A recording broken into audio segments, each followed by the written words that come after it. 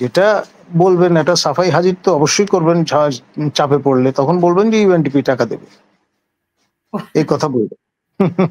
লাগে টাকা দিবে গৌরী সেন, বিষয়টা হচ্ছে ওই নীতি আর কি, লাগে টাকা দিবে গৌরী সেন।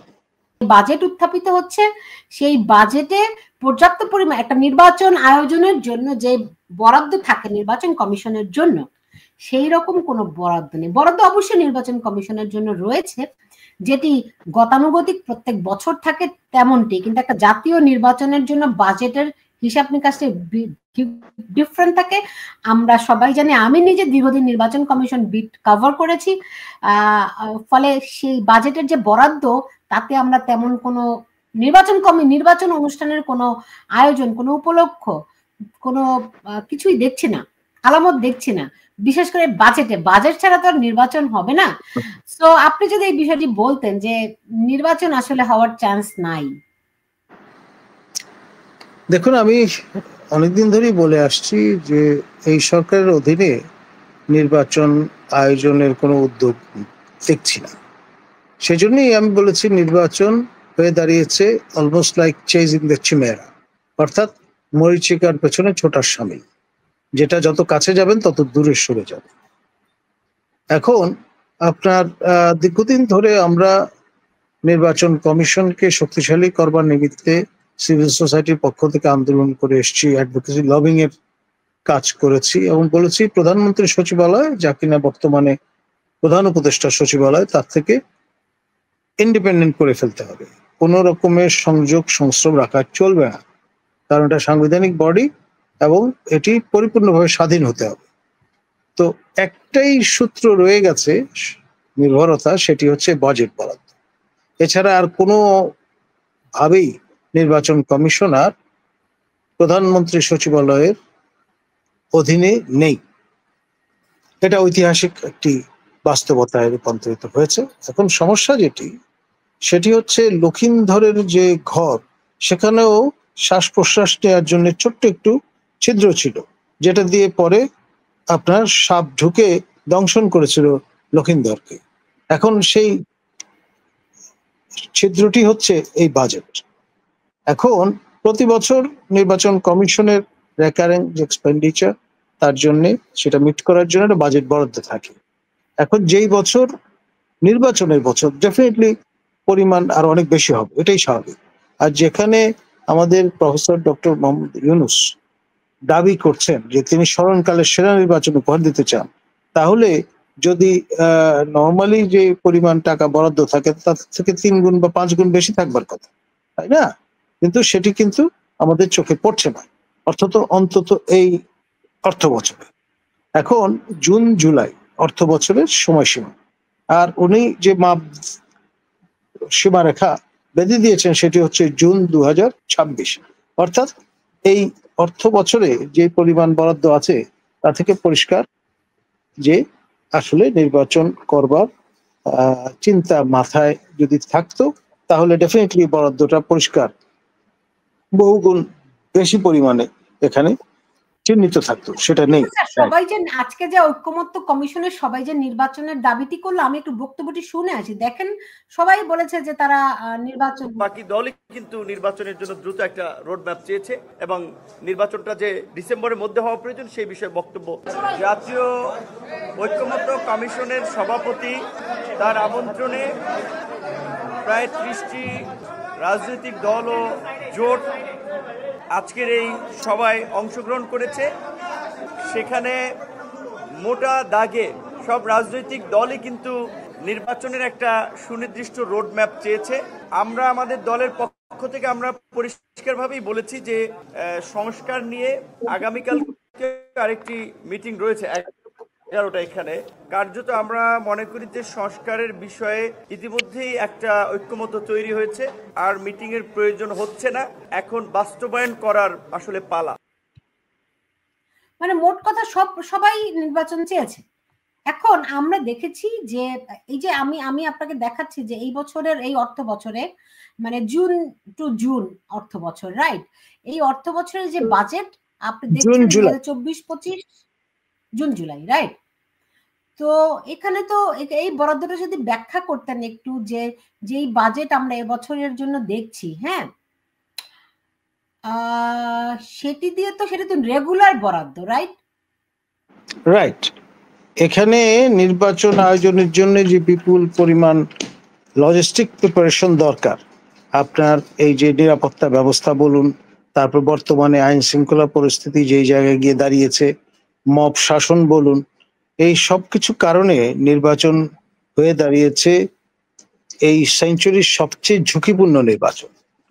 সেটা কিন্তু আমলে যদি নেওয়া হতো তাহলে বরাদ্দের পরিমাণ অনেক বেশি থাকতো, যেটি অনুপস্থিত। অর্থাৎ সবাই ব্যস্ত আছে নানান রাজনৈতিক দাবি দাওয়া নিয়ে, আর অলক্ষ্যে চুপচাপ এই কাজটি করে ফেলা হচ্ছে। অর্থাৎ আপনার সবার নজর কিন্তু অর্থনৈতিক বাজেটের উপরে। বাজেটের মধ্যে যে আবার নির্বাচন সংশ্লিষ্টতা আছে এবং এইটি এইরকম ভাবে বিন্যস্ত করা হয়েছে, সেটা অনেকেই হয়তো নজরে পড়বে না। যখন খেয়াল হবে, then it will be too late. Sir, আমি যদি দেখি যে এই বছর এখানে যে আমরা দেখতে পাচ্ছি, এই বছর নির্বাচন কমিশন চেয়েছে, নির্বাচন কমিশন সচিবালয় থেকে 2,956 কোটি টাকা তারা বাজেট বরাদ্দ চেয়েছে, তাই তো? এবং আমি যদি দেখি 2024 সালে যেই দ্বাদশ সংসদ নির্বাচন হয়েছে, সেখানে সম্ভাব্য ব্যয় ধরা হয়েছিল 2,276 কোটি 22 লাখ টাকা, রাইট? জি। এবং এর মধ্যে আইন শৃঙ্খলা রক্ষাকারী বাহিনীর চাহিদা অনুযায়ী সম্ভাব্য ব্যয় ধরা হয়েছিল 1,225 কোটি 62 লাখ টাকা, রাইট? এবং নির্বাচন পরিচালনা খাতে সম্ভাব্য ব্যয় ধরা হয় 1,550 কোটি টাকা, 50 কোটি 60 লাখ টাকা, রাইট? তো এখানে ব্যবধানটি কোথায়? বড় ধরনের ব্যবধান কি দেখতে পাচ্ছেন? আপনি টোটাল যে বরাদ্দটা খেয়াল করে দেখেন, 4,190, তাই না? 2023-24-এ, জি, মানে লাস্ট লাইনটা দেখেন। জি। আর সেখানে 2023-24-এ ছিল 4,190 কোটি টাকা। হ্যাঁ, 90 কোটি টাকা। আর এবছর সংশোধন করে কি রাখা হলো? 1,142 কোটি টাকা। 42 কোটি টাকা। তার মানে খেয়াল করে দেখেন, যদি নির্বাচন আয়োজন করার চিন্তা মাথায় থাকতো তাহলে অন্তত গতবারের চেয়ে বেশি পরিমাণে টাকা বরাদ্দ রাখতে হতো না। যে 1,142 কোটি টাকা, এটি হচ্ছে 24-25-এর। আর 25-26 অর্থ বছর ধরতে হবে তো। 25-26-এ ধরা হয়েছে 2,956 কোটি টাকা।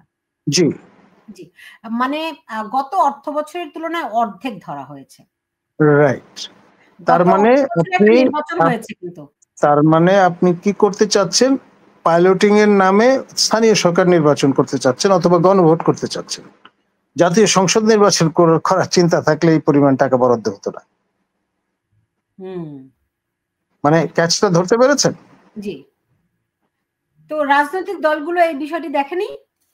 যখন দেখবে তখন যে চিল কান নিয়ে গেছে, পেছনে দৌড়াচ্ছে এখন নানান বিষয়। বিএনপি তো আজকে আমরা দেখলাম সালাউদ্দিন আহমেদ, তিনি বলেছেন যে নির্বাচন হতে তিনি কোনো সমস্যা দেখছেন না। জি, দেখছেন না। যখন মানে তাদের এই ঘুম ভাঙবে তখন দেখবেন যে বাজেট তো পাশ হয়ে গেছে, অপ্রতুল বরাদ্দ সহ বাজেট পাশ হয়ে গেছে। এখন কিসের জন্য পাশ হয়েছে?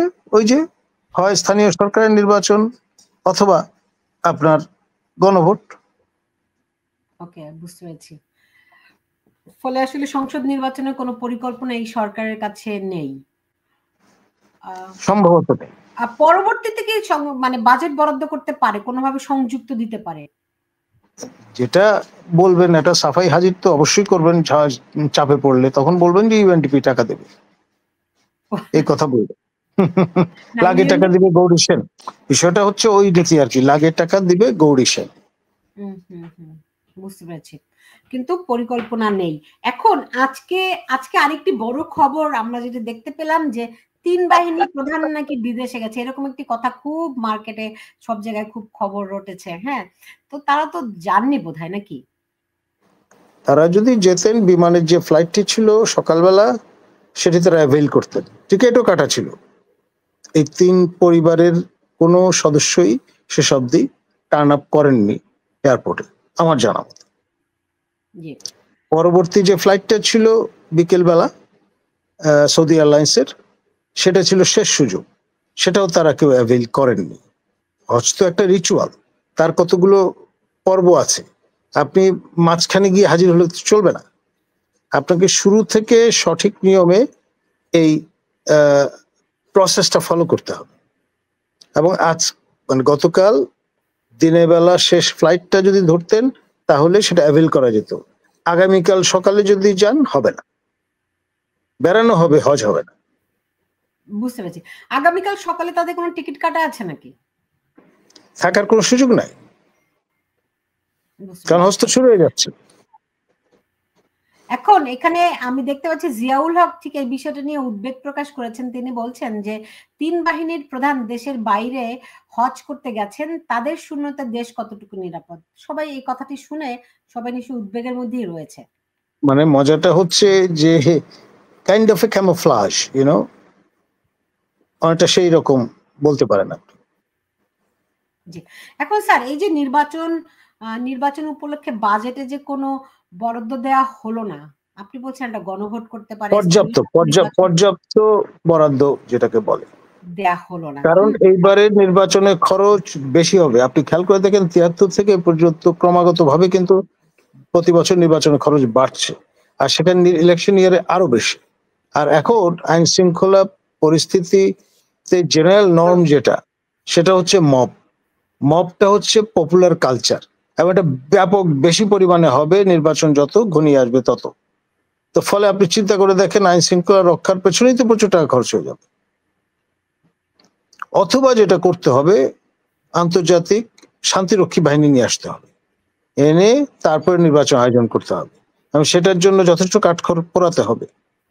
আমাদের এই প্রতিবেশী রাষ্ট্র ক্যাম্বোডিয়াতে জাতিসংঘের তত্ত্বাবধানে নির্বাচন আয়োজন হয়েছিল, সেটা ছিল একটা কনফ্লিক্ট জোন। এখন সেই জন্য আবার কনফ্লিক্টের প্রয়োজন হবে, অর্থাৎ আপনার এই রাখাইনের সঙ্গে যে যুদ্ধটা, তার সঙ্গে ভালোভাবে যুক্ত হয়ে যেতে হবে আমাদের, হলেই তখন জাস্টিফিকেশন তৈরি হবে জাতিসংঘ বাহিনীর বাংলাদেশে আসবার। একটার সঙ্গে আরেকটা যুক্ত। অ্যাপারেন্টলি মনে হবে যে কি পাগলামো কথাবার্তা বলছে। এর আগের শোতে আমি বলেছিলাম যে এইটা হলে বিমান হামলা পর্যন্ত করাতে পারে, সে কি বিমান হামলার রেফারেন্স দিয়ে দেখলাম আপনার সোশ্যাল মিডিয়ামে প্রচুর হইচই হচ্ছে যে কলিমুল্লাহর মাথা খারাপ হয়ে গেছে, সে বিমান হামলা কামনা করছে ইত্যাদি। আমরা তো এটা বিশ্লেষণ হাজির করি, তাই না? জি। আবহাওয়া বিজ্ঞানের মতো এইটি হলে ওইটি হবে, এইরকম পরিমাণ মেঘ ঘনীভূত হলে বৃষ্টি হবে, নাহলে হবে না। বিষয়টা এরকম।